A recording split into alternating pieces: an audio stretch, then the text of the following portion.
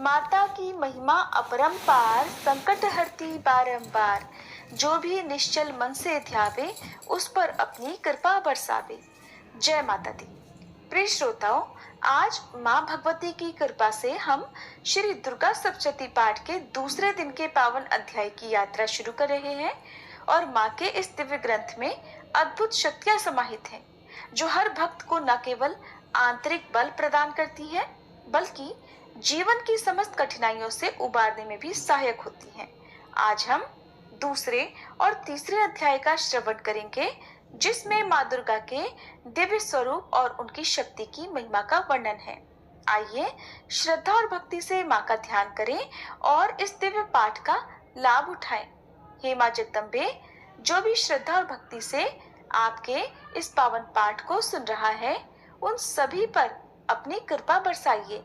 उनके जीवन से समस्त दुख, विघ्न, बाधाओं को दूर कर उन्हें शक्ति और सुख शांति प्रदान कीजिए। हे माँ, उनकी आस्था को दृढ़ कीजिए, उनके परिवार को सुख समृद्धि दीजिए और उनकी मनोकामनाएं पूर्ण कीजिए। माँ, आपकी भक्ति का दीप उनके हृदय में सदा प्रज्वलित रहे और वे आपके चरणों की शरण में रहें। जय माता दी। आज के अध्याय से पहले सुनिए श्री दुर्गा कवच पाठ। इस श्री चंडी कवच के ब्रह्मा ऋषि, अनुष्टुप छंद, चामुंडा देवता, अंग न्यास में कही गई माताएं बीज, दिग्बंध देवता तत्व है।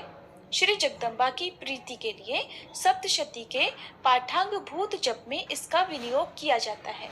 चंडिका देवी को नमस्कार है। मार्कंडेय जी ने कहा, पितामह, जो इस संसार में परम गोपनीय तथा मनुष्यों की सब प्रकार से रक्षा करने वाला है और जो अब तक आपने दूसरे किसी के सामने प्रकट नहीं किया हो, ऐसा कोई साधन मुझे बताइए। तब ब्रह्मा जी बोले, हे ब्राह्मण, ऐसा साधन तो एक देवी का कवच ही है, जो गोपनीय से भी परम गोपनीय, पवित्र तथा संपूर्ण प्राणियों का उपकार करने वाला है। महामुने, उसे श्रवण करो। देवी की 9 मूर्तियां हैं, जिन्हें नवदुर्गा कहते हैं। उनके पृथक पृथक नाम बतलाए जाते हैं। प्रथम नाम शैलपुत्री है, दूसरी मूर्ति का नाम ब्रह्मचारिणी है, तीसरा स्वरूप चंद्रघंटा के नाम से प्रसिद्ध है, चौथी मूर्ति को कुष्मांडा कहते हैं, पांचवी दुर्गा का नाम स्कंद माता है, देवी के छठे रूप को कात्यायनी कहते हैं, सातवां कालरात्रि और आठवां स्वरूप महागौरी के नाम से प्रसिद्ध है। कात्यायनी कहते हैं, सातवां कालरात्रि और आठवां स्वरूप महागौरी के नाम से प्रसिद्ध है। नवी दुर्गा का नाम सिद्धिदात्री है। ये सब नाम सर्वज्ञ महात्मा वेद भगवान के द्वारा ही प्रतिपादित है। जो मनुष्य अग्नि में जल रहा हो, रणभूमि में शत्रुओं से घिर गया हो, विषम संकट में फंस गया हो तथा इस प्रकार भय से आतुर होकर जो भगवती दुर्गा की शरण में प्राप्त हुए हो, उनका कभी कोई अमंगल नहीं होता। युद्ध के समय संकट में पड़ने पर भी उनके ऊपर कोई विपत्ति नहीं दिखाई देती। उन्हें शोक, दुख और भय की प्राप्ति नहीं होती। जिन्होंने भक्ति पूर्वक देवी का स्मरण किया है, उनका निश्चय ही अभ्युदय होता है। देवेश्वरी, जो तुम्हारा चिंतन करते हैं, उनकी तुम निस्संदेह रक्षा करती हो। चामुंडा देवी प्रेत पर आरूढ़ होती हैं, वाराही भैंसे पर सवार होती हैं, ऐन्द्री का वाहन ऐरावत हाथी है, वैष्णवी देवी गरुड़ पर ही आसन जमाती हैं, माहेश्वरी वृषभ पर आरूढ़ होती हैं, कौमारी का वाहन मयूर है। भगवान विष्णु की प्रियतमा लक्ष्मी देवी कमल के आसन पर विराजमान है और हाथों में कमल धारण किए हुए हैं। वृषभ पर आरूढ़ ईश्वरी देवी ने श्वेत रूप धारण कर रखा है। ब्राह्मी देवी हंस पर बैठी हुई है और सब प्रकार के आभूषणों से विभूषित है। इस प्रकार ये सभी माताएं सब प्रकार की योग शक्तियों से संपन्न है। इनके सिवा और भी बहुत सी देवियां हैं, जो अनेक प्रकार के आभूषणों की शोभा से युक्त और नाना प्रकार के रत्नों से सुशोभित हैं। ये संपूर्ण देवियां क्रोध में भरी हुई हैं और भक्तों की रक्षा के लिए रथ पर बैठी दिखाई देती हैं। ये शंख, चक्र, गदा, शक्ति, हल और मूसल, खेटक और तोमर, परशु तथा पाश, कुंत और त्रिशूल और उत्तम शारंग धनुष आदि अस्त्र शस्त्र अपने हाथों में धारण करती हैं। दैत्यों के शरीर का नाश करना, भक्तों को अभयदान देना और देवताओं का कल्याण करना, यही उनके शस्त्र धारण का उद्देश्य है। कवच आरंभ करने के बाद पहले इस प्रकार प्रार्थना करनी चाहिए कि महान रौद्र रूप अत्यंत घोर पराक्रम, महान बल और महान उत्साह वाली देवी, आप महान भय का नाश करने वाली हो, आपको नमस्कार है। आपकी ओर देखना भी कठिन है। शत्रुओं का भय बढ़ाने वाली जगदम्बिके, मेरी रक्षा करो। पूर्व दिशा में ऐन्द्रिय इंद्र शक्ति मेरी रक्षा करे। अग्नि कोण में अग्नि शक्ति, दक्षिण दिशा में वाराही और नैऋत्य कोण में खड्गधारिणी मेरी रक्षा करे। पश्चिम दिशा में वारुणी और वायव्य कोण में मृग पर सवारी करने वाली देवी मेरी रक्षा करे। उत्तर दिशा में कौमारी और ईशान कोण में शूलधारिणी देवी रक्षा करे। ब्रह्माणी, आप ऊपर की ओर से मेरी रक्षा करो और वैष्णवी देवी नीचे की ओर से मेरी रक्षा करे। इसी प्रकार शव को अपना वाहन बनाने वाली चामुंडा देवी दसों दिशाओं में मेरी रक्षा करे। जया आगे से और विजया पीछे की ओर से मेरी रक्षा करे। वाम भाग में अजिता और दक्षिण भाग में अपराजिता रक्षा करे। उद्योतनी शिखा की रक्षा करे। उमा मेरे मस्तक पर विराजमान होकर रक्षा करे। ललाट में मालाधारी रक्षा करे और यशस्विनी देवी मेरी भौहों का संरक्षण करे। भौहों के मध्य भाग में त्रिनेत्रा और नथनों की यमघंटा देवी रक्षा करे। दोनों नेत्रों के मध्य भाग में शंखिनी और कानों में द्वारवासिनी रक्षा करे। कालिका देवी कपोलों की तथा भगवती शांकरी कानों के मूल भाग की रक्षा करे। नासिका में सुगंधा और ऊपर के ओठ में चर्चिका देवी रक्षा करे। नीचे के ओठ में अमृत कला और जिह्वा में सरस्वती देवी रक्षा करे। कौमारी दांतों की और चंडिका कंठ प्रदेश की रक्षा करे। चित्रघंटा गले की घाटी की और महामाया तालु में रहकर रक्षा करे। कामाक्षी ठोड़ी की और सर्वमंगला मेरी वाणी की रक्षा करे। भद्रकाली ग्रीवा में और धनुर्धरी पृष्ठवंश अर्थात मेरुदंड में रहकर रक्षा करे। कंठ के बाहरी भाग में नीलग्रीवा और कंठ की नली में नलकूबरी रक्षा करे।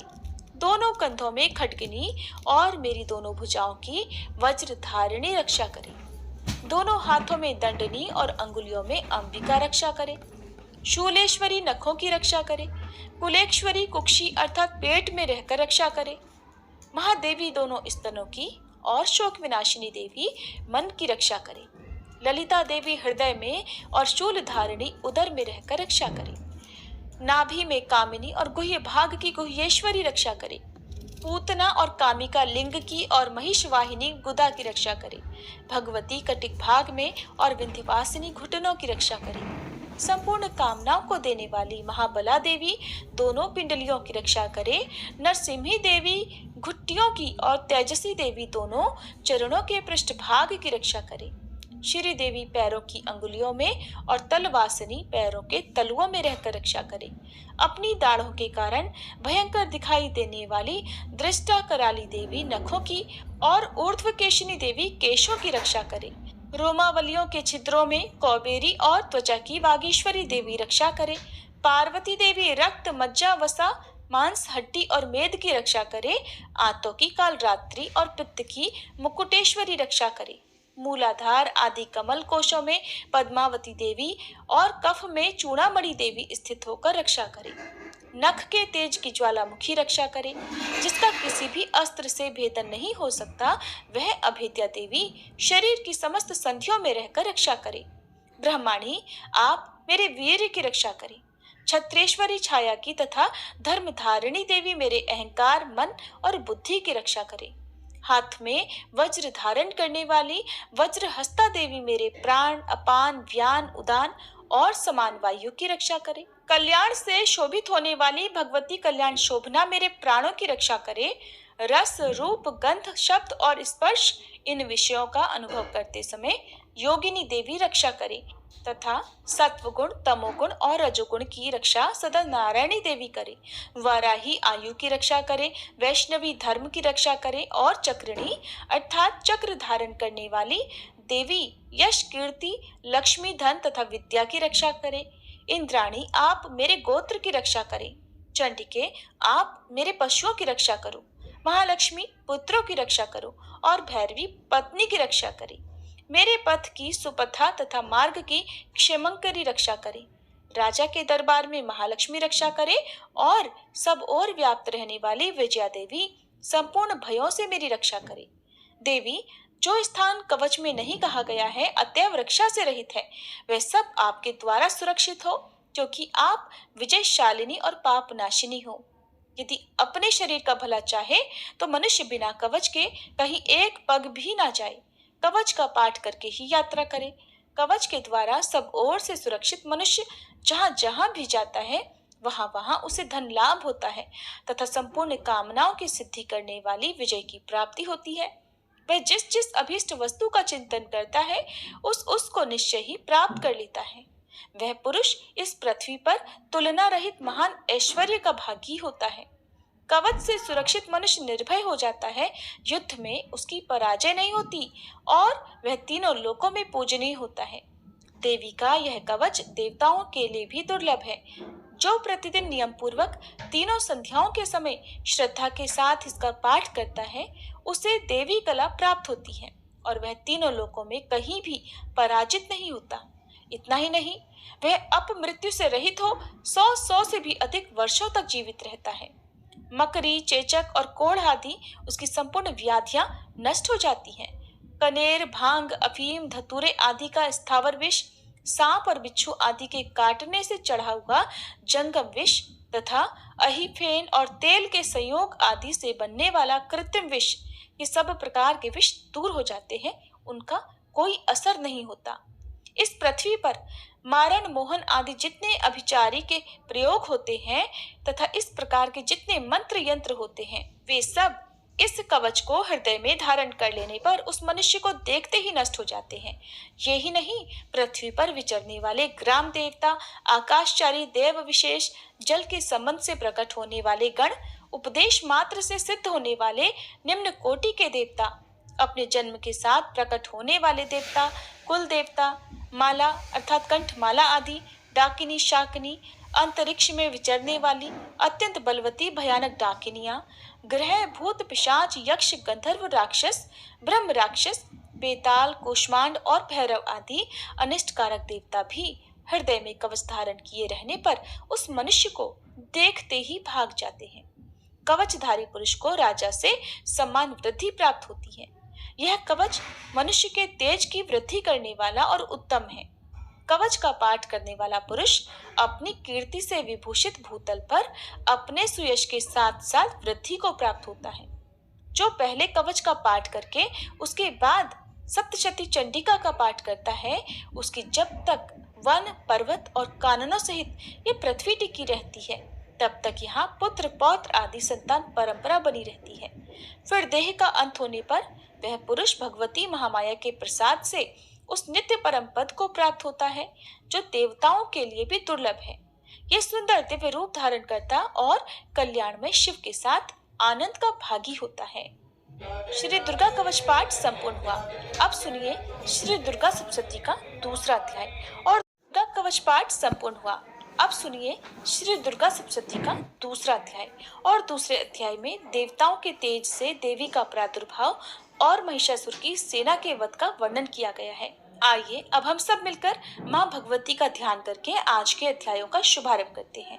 मैं कमल के आसन पर बैठी हुई प्रसन्न मुख वाली महिषासुर मर्दिनी भगवती महालक्ष्मी जी का भजन करती हूँ, जो अपने हाथों में अक्षमाला, फरसा, गदा, बाण, वज्र, पद्म, धनुष, कुंडिका, दंड शक्ति, खड्ग, ढाल, शंख, घंटा, मधुपात्र, शूल, पाश और चक्र धारण करती हैं। मार्कंडेय ऋषि कहते हैं, पूर्व समय में देवताओं और असुरों में पूरे 100 वर्षों तक घोर संग्राम हुआ था। उसमें असुरों का स्वामी महिषासुर था और देवताओं के नायक इंद्र थे। उस युद्ध में देवताओं की सेना महाबली असुरों से परास्त हो गई। संपूर्ण देवताओं को जीतकर महिषासुर इंद्र बन बैठा। तब पराजित देवता प्रजापति ब्रह्मा जी को आगे करके उस स्थान पर गए जहां भगवान शंकर और विष्णु भगवान विराजमान थे।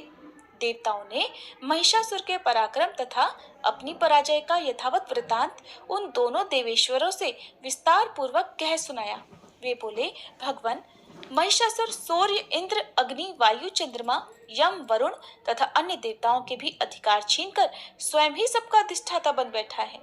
उस दुरात्मा महिष ने समस्त देवताओं को स्वर्ग से निकाल दिया है। अब वे मनुष्यों की तरह पृथ्वी लोक पर विचरते हैं। दैत्यों की ये सारी करतूत हमने आप लोगों से कह सुनाई, अब हम आपकी ही शरण में आए हैं, उसके वध का कोई उपाय सोचिए। इस प्रकार देवताओं के वचन सुनकर भगवान विष्णु और शिव ने दैत्यों पर बड़ा क्रोध किया। उनकी भौहें तन गई और मुंह टेढ़ा हो गया। तब अत्यंत कोप में भरे हुए चक्रपाणी श्री विष्णु के मुख से एक महान तेज प्रकट हुआ। इसी प्रकार श्री ब्रह्मा, शंकर तथा इंद्र आदि अन्यान्य देवताओं के शरीर से भी बड़ा भारी तेज निकला। वह सब मिलकर एक हो गया। महान तेज का वह पुंज जाज्वल्यमान पर्वत सा जान पड़ा। देवताओं ने देखा, वहां उसकी ज्वालाएं संपूर्ण दिशाओं में व्याप्त हो रही थी। संपूर्ण देवताओं के शरीर से प्रकट हुए उस तेज की कहीं तुलना नहीं थी। एकत्रित होने पर वह एक नारी के रूप में परिणत हो गया और अपने प्रकाश से तीनों लोकों में व्याप्त जान पड़ा। भगवान शंकर का जो तेज था, उससे उस देवी का मुख प्रकट हुआ। यमराज जी के तेज से उसके सिर में बाल निकल आए। श्री विष्णु भगवान के तेज से उसकी भुजाएं उत्पन्न हुई। चंद्रमा के तेज से दोनों स्तनों का और इंद्र के तेज से मध्य भाग का प्रादुर्भाव हुआ। वरुण के तेज से जंघा और पिंडली तथा पृथ्वी के तेज से नितंब भाग प्रकट हुआ। ब्रह्मा जी के तेज से दोनों चरण और सूर्य के तेज से उनकी अंगुलियां हुई। वसुओं के तेज से हाथों की अंगुलियां और कुबेर के तेज से नासिका प्रकट हुई। उस देवी के दांत प्रजापति के तेज से और तीनों नेत्र अग्नि के तेज से प्रकट हुए थे। उसकी भौहें संध्या के और कान वायु के तेज से उत्पन्न हुए थे। इसी प्रकार अन्यान्य देवताओं के तेज से भी उस कल्याणमयी देवी का आविर्भाव हुआ। इसके बाद समस्त देवताओं के तेजपुंज से प्रकट हुई देवी को देखकर महिषासुर के सताए हुए देवता बड़े प्रसन्न हुए। पिनाकधारी भगवान शंकर ने अपने शूल से एक शूल निकालकर उन्हें दिया कि भगवान विष्णु ने भी अपने चक्र से चक्र उत्पन्न करके भगवती को अर्पण कर दिया। वरुण ने भी शंख भेंट किया, अग्नि ने उन्हें शक्ति दी और वायु ने धनुष तथा बाण से भरे हुए 2 तरकस प्रदान किए। सहस्त्र नेत्रों वाले देवराज इंद्र ने अपने वज्र से वज्र उत्पन्न करके दिया और ऐरावत हाथी से उतारकर 1 घंटा भी प्रदान किया। यमराज ने कालदंड से दंड, वरुण ने पाश, प्रजापति ने स्फटिकाक्ष की माला और ब्रह्मा जी ने कमंडल भेंट किया। सूर्य ने देवी के समस्त रोमकूपों में अपनी किरणों का तेज भर दिया। काल ने उन्हें चमकती हुई ढाल और तलवार दी। क्षीर सागर ने उज्जवल हार तथा कभी जीर्ण न होने वाले 2 दिव्य वस्त्र भेंट किए। साथ ही उन्होंने दिव्य चूड़ामणि, 2 कुंडल, कड़े, उज्जवल अर्धचंद्र, सब बाहुओं के लिए केयूर, दोनों चरणों के लिए निर्मल नुपुर, गले की सुंदर हंसली और सब अंगुलियों में पहनने के लिए रत्नों की बनी अंगूठियां भी दी। विश्वकर्मा ने उन्हें अत्यंत निर्मल फरसा भेंट किया। साथ ही अनेक प्रकार के अस्त्र और अभेद्य कवच दिए। इनके सिवा मस्तक और वक्ष स्थल पर धारण करने के लिए कभी न कुमलाने वाले कमलों की मालाएं दी। जलधि ने उन्हें सुंदर कमल का फूल भेंट किया। हिमालय ने सवारी के लिए सिंह तथा तरह तरह के रत्न समर्पित किए। धनाध्यक्ष कुबेर ने मधु से भरा पान पात्र और संपूर्ण नागों के राजा शेष ने, जो इस पृथ्वी को धारण करते हैं, उन्हें बहुमूल्य मणियों से विभूषित नागहार भेंट किया। इस प्रकार अन्य देवताओं ने भी आभूषण और शस्त्र अस्त्र देकर देवी का सम्मान किया। इसके बाद उन्होंने बारंबार अट्टहास पूर्वक उच्च स्वर से गर्जना की। उनके भयंकर नाद से संपूर्ण आकाश गूंज उठा। देवी का वह अत्यंत उच्च स्वर से किया हुआ सिंहनाद कहीं समा नहीं सका। आकाश उसके सामने लघु प्रतीत होने लगा। उससे बड़े जोर की प्रतिध्वनि हुई, जिससे संपूर्ण विश्व में हलचल मच गई और समुद्र कांप उठे, पृथ्वी डोलने लगी और समस्त पर्वत हिलने लगे। उस समय देवताओं ने अत्यंत प्रसन्नता के साथ सिंह वाहिनी भवानी से कहा, देवी आपकी जय हो। साथ ही महर्षियों ने भक्ति भाव से विनम्र होकर उनका स्तवन किया। संपूर्ण त्रिलोकी को शोभग्रस्त देखकर दैत्यगण अपनी समस्त सेना को कवच आदि से सुसज्जित कर हाथों में हथियार लेकर सहसा उठकर खड़े हो गए। उस समय महिषासुर ने बड़े क्रोध में आकर कहा, आह, ये क्या हो रहा है? फिर वह संपूर्ण असुरों से घिरकर उस सिंहनाद की ओर लक्ष्य करके दौड़ा और आगे पहुंचकर उसने देवी को देखा, जो अपनी प्रभा से तीनों लोकों को प्रकाशित कर रही थी। उनके चरणों के भार से पृथ्वी दबी जा रही थी। माथे के मुकुट से आकाश में रेखा सी खींच रही थी और वे अपने धनुष की टंकार से सातों पातालों को क्षुब्ध किए देती थी। देवी अपनी हजारों भुजाओं से संपूर्ण दिशाओं को आच्छादित करके खड़ी थी। इसके बाद उनके साथ दैत्यों का युद्ध छिड़ गया। नाना प्रकार के अस्त्र शस्त्रों के प्रहार से संपूर्ण दिशाएं उद्भासित होने लगी। चिक्षुर नामक महान असुर महिषासुर का सेनानायक था। वह देवी के साथ युद्ध करने लगा। अन्य दैत्यों की चतुरंगड़ी सेना साथ लेकर चामर भी लड़ने लगा। 60,000 रथियों के साथ आकर उदग्र नामक महादैत्य ने लोहा लिया। 1 करोड़ रथियों को साथ लेकर महाहनु नामक दैत्य युद्ध करने लगा। जिसके रोए तलवार के समान तीखे थे, वह असीलोमा नाम का महादैत्य 5 करोड़ रथी सैनिकों सहित युद्ध में आ डटा। 60 लाख रथियों से घिरा हुआ बाष्कल नामक दैत्य भी उस युद्ध भूमि में लड़ने लगा। परिवारित नामक राक्षस हाथी सवार और घुड़सवारों के अनेकों दल तथा 1 करोड़ रथियों की सेना लेकर युद्ध करने लगा। विडाल नामक दैत्य 5 अरब रथियों से घिरकर लोहा लेने लगा। इनके अतिरिक्त और भी हजारों महादैत्य रथ, हाथी और घोड़ों की सेना साथ लेकर वहां देवी के साथ युद्ध करने लगे। स्वयं महिषासुर उस रणभूमि में कोटि कोटि सहस्त्र रथ, हाथी और घोड़ों की सेना से घिरा हुआ खड़ा था। वे दैत्य देवी के साथ तोमर, भिंदीपाल, शक्ति, मूसल, खड्ग, परशु और पट्टिश आदि अस्त्र शस्त्रों का प्रहार करते हुए युद्ध कर रहे थे। कुछ दैत्यों ने उन पर शक्ति का प्रहार किया, कुछ लोगों ने पाश फेंके और कुछ दूसरे दैत्यों ने खड्ग प्रहार करके देवी को मार डालने का उद्योग किया। देवी ने भी क्रोध में भरकर खेल खेल में ही अपने अस्त्र शस्त्रों की वर्षा करके दैत्यों के वे समस्त अस्त्र शस्त्र काट डाले। उनके मुख पर परिश्रम या थकावट का रंच मात्र भी चिन्ह नहीं था। देवता और ऋषि उनकी स्तुति करते थे और वे भगवती परमेश्वरी दैत्यों के शरीरों पर अस्त्र शस्त्रों की वर्षा करती रही। देवी का वाहन सिंह भी क्रोध में भरकर गर्दन के बालों को हिलाता हुआ असुरों की सेना में इस प्रकार विचरने लगा मानो वनों में दावानल फैल रहा हो। रणभूमि में दैत्यों के साथ युद्ध करती हुई अंबिका देवी ने जितने निश्वास छोड़े, वे सभी तत्काल सैकड़ों हजारों गणों के रूप में प्रकट हो गए और परशु, भिंदीपाल, खड्ग तथा पट्टिश आदि अस्त्रों द्वारा असुरों का सामना करने लगे। देवी की शक्ति से बढ़े हुए वे गण असुरों का नाश करते हुए नगाड़ा और शंख आदि बाजे बजाने लगे। उस संग्राम महोत्सव में कितने ही गण मृदंग बजा रहे थे। इसके बाद देवी ने त्रिशूल से, गदा से, शक्ति की वर्षा से और खड्ग आदि से सैकड़ों महादैत्यों का संहार कर डाला। कितनों को घंटे के भयंकर नाद से मूर्छित करके मार गिराया। बहुत तेरे दैत्यों को पाश से बांधकर धरती पर घसीटा। कितने ही दैत्य उनकी तीखी तलवार की मार से 2-2 टुकड़े हो गए। कितने ही गदा की चोट से घायल होकर धरती पर सो गए। कितने ही मूसल की मार से अत्यंत आहत होकर रक्त वमन करने लगे। कुछ दैत्य शूल से छाती फट जाने के कारण पृथ्वी पर ढेर हो गए। उस रणांगण में बाण समूहों की वृष्टि से कितने ही असुरों की कमर टूट गई। बाज की तरह झपटने वाले देव पीड़क दैत्यगण अपने प्राणों से हाथ धोने लगे। किन्हीं की बाहें छिन्न भिन्न हो गई, कितनों की गर्दनें कट गई। कितने ही दैत्यों के मस्तक कट कट कर गिरने लगे। कुछ लोगों के शरीर मध्य भाग में ही विदीर्ण हो गए। कितने ही महादैत्य जांघें कट जाने से पृथ्वी पर गिर पड़े। कितनों को ही देवी ने एक बाह, एक पैर और एक नेत्र वाले करके 2 टुकड़ों में चीर डाला। कितने ही दैत्य मस्तक कट जाने पर भी गिर कर उठ जाते और फिर केवल धड़ के ही रूप में अच्छे अच्छे हथियार हाथ में लेकर देवी के साथ युद्ध करने लगते।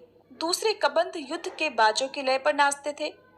कितने ही बिना सिर के धड़ हाथों में खड्ग, शक्ति और स्टी लिए दौड़ते थे और दूसरे महादैत्य ठहरो ठहरो ये कहते हुए देवी को युद्ध के लिए ललकारते थे। जहां वह घोर संग्राम हुआ था, वहां की धरती देवी के गिराए हुए रथ, हाथी, घोड़े और असुरों की लाशों से ऐसी पट गई थी कि वहां चलना फिरना असंभव हो गया था। दैत्यों की सेना में हाथी, घोड़े और असुरों के शरीरों से इतनी अधिक मात्रा में रक्तपात हुआ था कि थोड़ी ही देर में वहां खून की बड़ी बड़ी नदियां बहने लगी। जगदम्बा ने असुरों की विशाल सेना को क्षण भर में ही नष्ट कर दिया, ठीक उसी तरह जैसे तिनके और काठ के भारी ढेर को अग्नि कुछ ही क्षणों में भस्म कर देती है। और वह सिंह भी गर्दन के बालों को हिला हिलाकर जोर जोर से गर्जना करता हुआ दैत्यों के शरीर से मानो उनके प्राण चुन लेता था। वह देवी के गणों ने भी उन महादैत्यों के साथ ऐसा युद्ध किया जिससे आकाश में खड़े हुए देवतागण उन पर बहुत संतुष्ट हुए और फूल बरसाने लगे। इस प्रकार श्री मार्कंडेय पुराण में सावर्णिक मनवंतर की कथा के अंतर्गत देवी महात्म्य में महिषासुर की सेना का वध नामक दूसरा अध्याय पूर्ण हुआ। अब सुनिए तीसरा अध्याय, जिसमें सेनापतियों सहित महिषासुर के वध का वर्णन किया गया है। सबसे पहले हम सभी मिलकर माँ जगदम्बा का ध्यान करते हैं। जगदम्बा के श्री अंगों की कांति उदय काल के सहस्त्रों सूर्यों के समान है। वे लाल रंग की रेशमी साड़ी पहने हुए हैं। उनके गले में मुंडमाला शोभा पा रही है। दोनों स्तनों पर रक्त चंदन का लेप लगा है। वे अपने कर कमलों में जप मालिका, विद्या और अभय तथा वर नामक मुद्राएं धारण किए हुए हैं। तीनों नेत्रों से सुशोभित मुखारविंद की बड़ी शोभा हो रही है। उनके मस्तक पर चंद्रमा के साथ ही रत्नमय मुकुट बंधा है और वे कमल के आसन पर विराजमान है। ऐसी देवी को मैं भक्ति पूर्वक प्रणाम करती हूँ।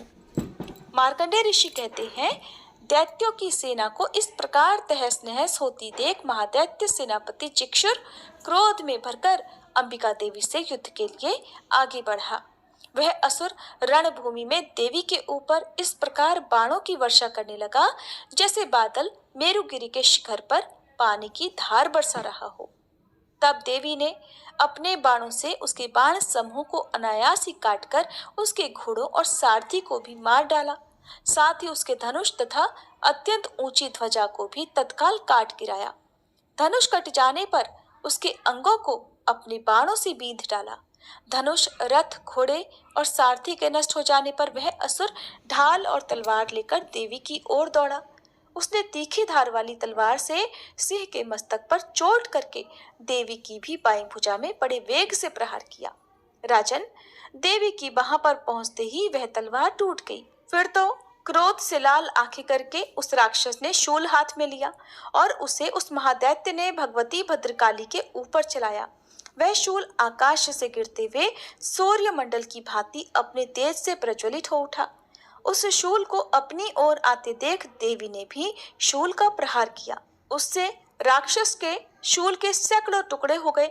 साथ ही महादैत्य चिक्षुर की भी धज्जियां उड़ गईं और वह प्राणों से हाथ धो बैठा। महिषासुर के सेनापति उस महापराक्रमी चिक्षुर के मारे जाने पर देवताओं को पीड़ा देने वाला चामर हाथी पर चढ़कर आया। उसने देवी के ऊपर शक्ति का प्रहार किया, किंतु जगदम्बा ने उसे अपने हुंकार से ही आहत और निष्प्रभ करके तत्काल पृथ्वी पर गिरा दिया। शक्ति टूटकर गिरी हुई देख चामर को बड़ा क्रोध हुआ। अब उसने शूल चलाया, किंतु देवी ने उसे भी अपने बाणों द्वारा काट डाला। इतने में ही देवी का सिंह उछलकर हाथी के मस्तक पर चढ़ बैठा और उस दैत्य के साथ खूब जोर लगाकर बहुयुद्ध करने लगा। वे दोनों लड़ते लड़ते हाथी से पृथ्वी पर आ गए और अत्यंत क्रोध में भरकर एक दूसरे पर बड़े भयंकर प्रहार करते हुए लड़ने लगे। इसके बाद सिंह बड़े वेग से आकाश की ओर उछला और उधर से गिरते समय उसने पंजों की मार से चामर का सिर धड़ से अलग कर दिया। इसी प्रकार उदग्र भी शिला और वृक्ष आदि की मार खाकर रणभूमि में देवी के हाथों मारा गया तथा कराल भी दांतों, मुक्कों और थप्पड़ों की चोट से धराशायी हो गया।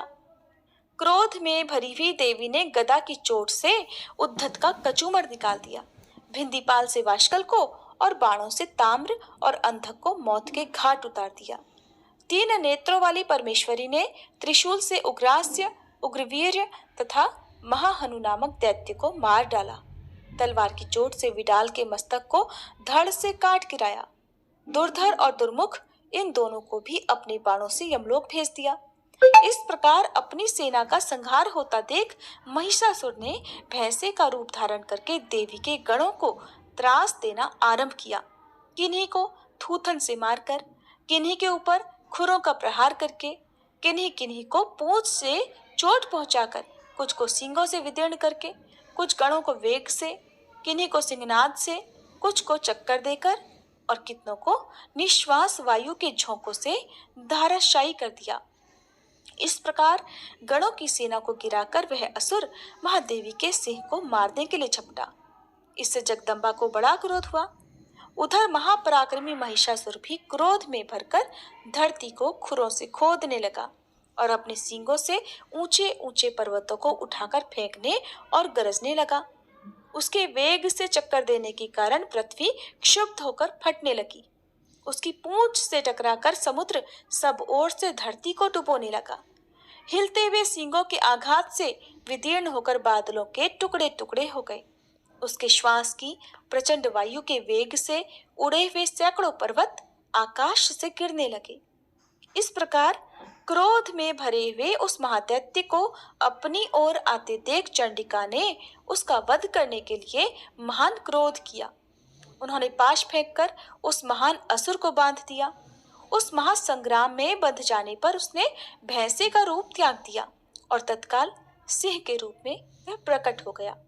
उस अवस्था में जगदम्बा ज्यों ही उसका मस्तक काटने के लिए उद्यत हुई, त्यों ही वह खड्गधारी पुरुष के रूप में दिखाई देने लगा। तब देवी ने तुरंत ही बाणों की वर्षा करके ढाल और तलवार के साथ उस पुरुष को भी बींध डाला। इतने में ही वह महान गजराज के रूप में परिणत हो गया और अपनी सूंड से देवी के विशाल सिंह को खींचने और गरजने लगा। खींचते समय देवी ने तलवार से उसकी सूंड काट डाली। तब उस महादैत्य ने पुनः भैंसे का शरीर धारण कर लिया और पहले की ही तरह चराचर प्राणियों सहित तीनों लोगों को व्याकुल करने लगा।